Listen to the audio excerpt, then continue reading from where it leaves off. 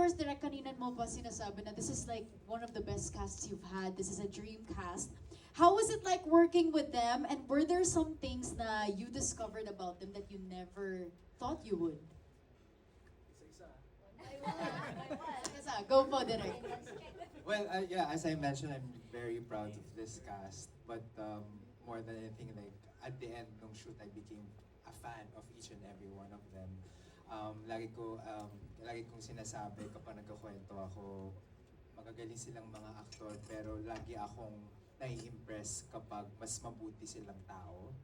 At nabigyan ako ng chance na makilala sila on a personal level, and mas nagiging fan kasi ako bilang tao at director na, kaya ka magaling kasi mabuti kang tao. And I've learned throughout the years na a good actor must be a good person. Like, you have to be a good human being, and itong mga kasama ko, mabubuting tao. Kaya din siguro maganda yung energy on set. Kahit mahihirap yung eksena, it feels easy lang, I believe, when on set. Ang mga surprises, I think, iba kasi yung comedy. Like for example, we know Sasa as magaling mag-comedy, pero ibang yung humor niya dito. Each and every Yes, one correct. of them, I agree. ibang-iba yung humor na hindi nakasanayan ng tao. Like for example, Mika, like the biggest surprise is may comedic timing siya. Like she knows. She knows how to punch her lines pagdating na pag sa kanya na yung punchline na hindi ko akalain. Alam mo, sabi ko nga sa kanya, mag-comedy ka ba? Like, she is a revelation. Even AC, May like, padating. Oh, like loko. even AC, like, may mga ad-libs siya na parang, okay yun ah. Parang, okay yun ah. And with Mikey, like, meron na siyang comedy, papanood na natin siya sa Encantadia, sa Sangre. Pero iba kasi yung role niya dito. Pwede ba i-reveal? Like, she plays a mom. Okay. She plays a young mom. So, sa Kanilang Limas, iba yung dynamics. Nandun siya yung may anak, siya yung laging puyat dahil may nag-aalaga ng bata. So, each character, sobrang different. Basta si Barbie. Oh my God, di ko minsan nga lagi ko nga tinatanong, okay ka pa ba? Kasi ang baliw-baliw na nung pinaggagawa namin. Pero sobrang committed, sobrang game. And yun nga, even with JC and Khalil, no? Khalil, like, he's so, like, kind, charming, just a good human being. And then, yung role niya is, an imperfect, ayaw sabihin cheating, imperfect husband, pero wala, I'm just really lucky that I'm blessed with this cast. And I hope that I get to work, knowing myself kasi I like to work with the same actors again and again. Like, I mean, with Khalil, we've worked before. Si JC, kasabay kong nagsiseg kasi may ginagawa din kaming series together, no? So, I hope that I get to work with these actors again and again and again.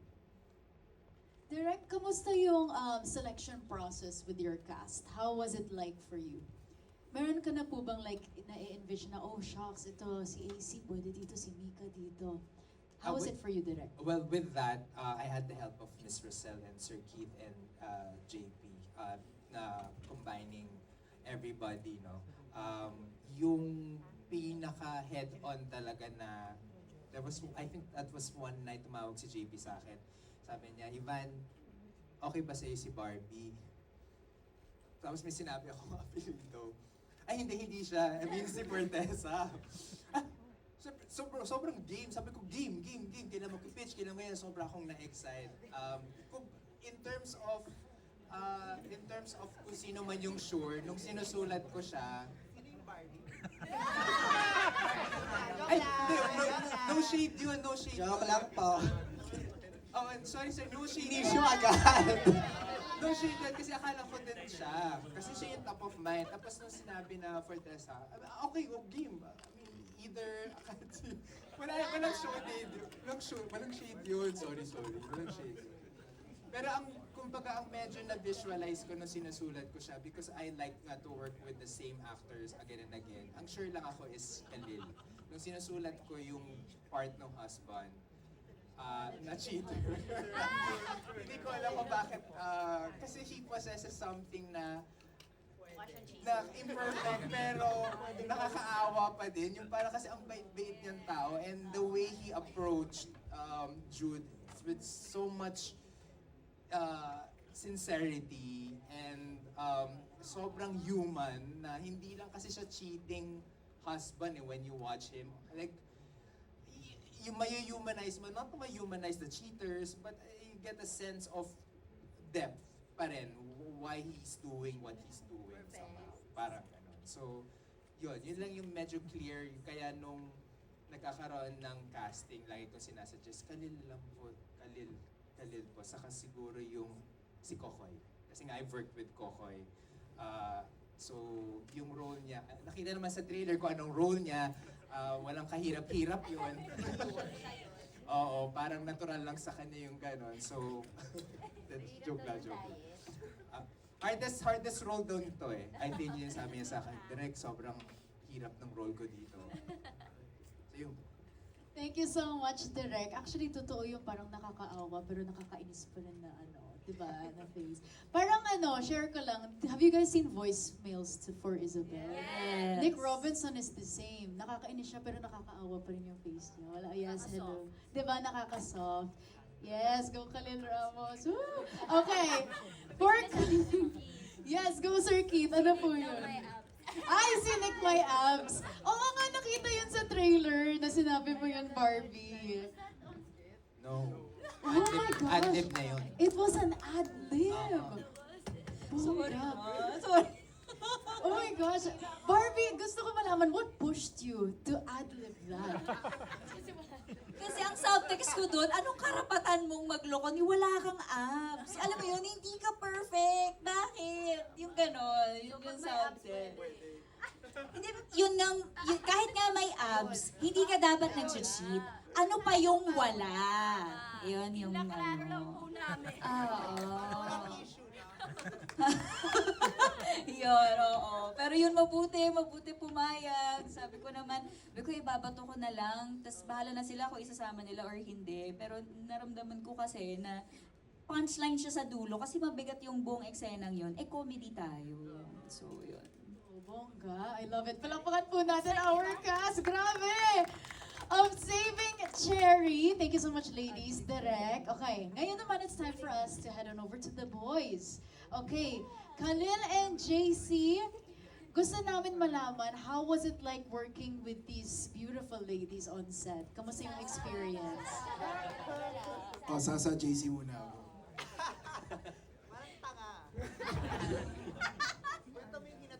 Hinatid ko si Sasa after ng taping namin. Anong ulit din narinig? Ayun, hinatid ko si Sasa after ng taping namin. So, dami namin napagkwentuhan. Naging close din kami nun. Huwag na natin sabihin yung sinabi ko naman. Yun, sobrang grateful ko din. Sobrang saya. And naka-work ko naman na si Barbie before sa P77.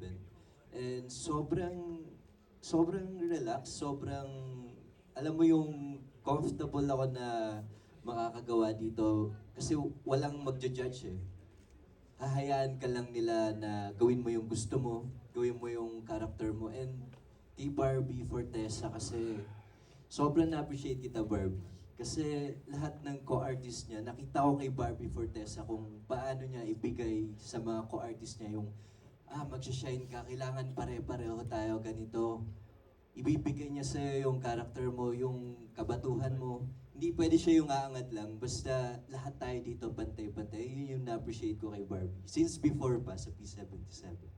Kaya sobrang saya ulit maka-work. Ayun, yun po. Thank you so Barbie. much, JC.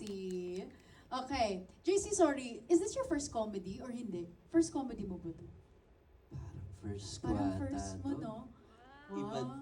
first, oh. Grabe. First comedy mo to, JC. Kasi di ba minsan sinasabi nila that comedy is the hardest Diba? Sobrang hirap. Kamusta yung adjustment mo, JC? Or how was the challenge like on set? Oh, iba kasi yung character ko eh.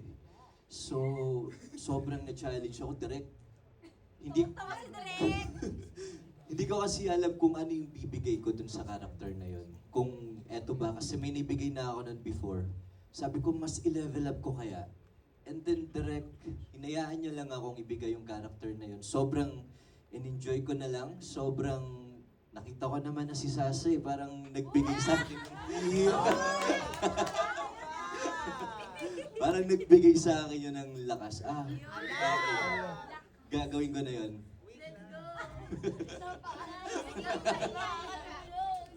Napapurtil lang. Thank you so much, JC. Grabe. Ano ulit? Gusto mo ba sabihin yun ulit, Sasa? Or wag na? Ang alin, ang dami mo namang sinasabi.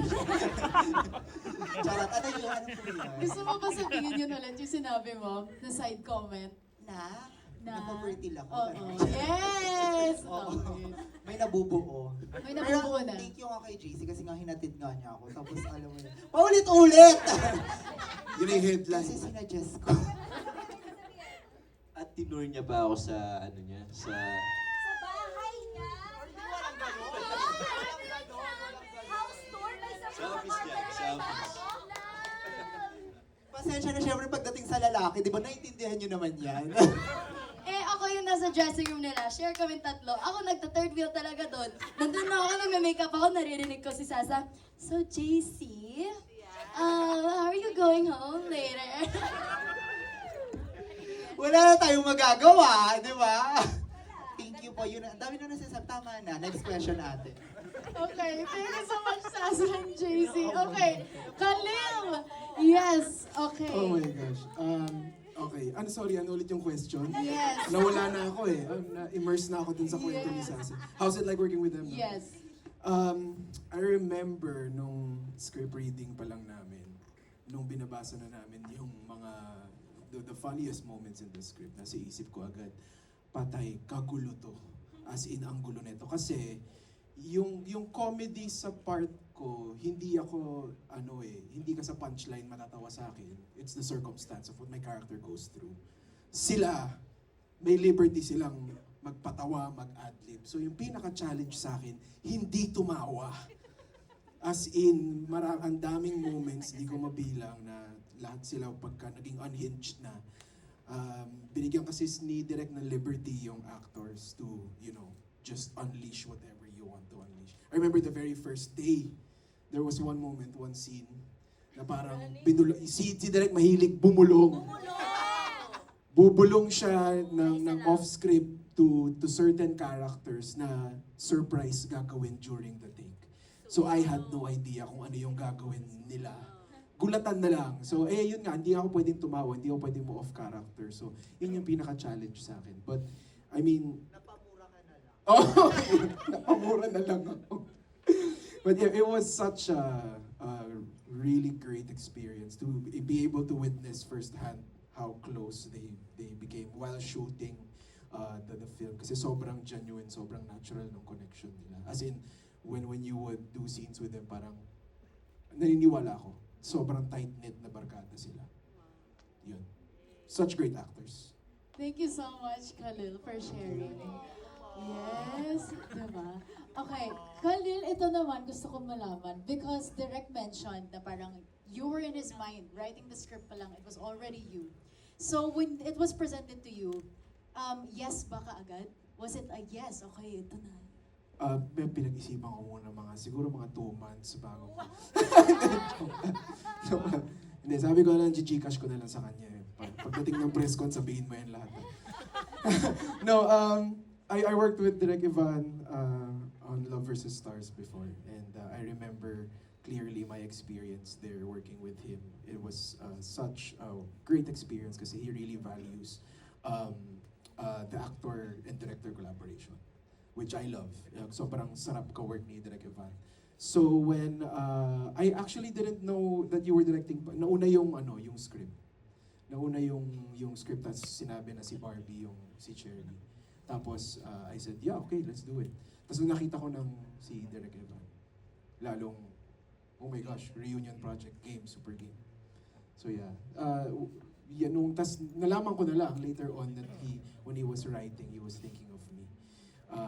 Pero hanggang dun lang, hindi dahil alam niyang cheater ako eh. Hindi yun, hindi yun,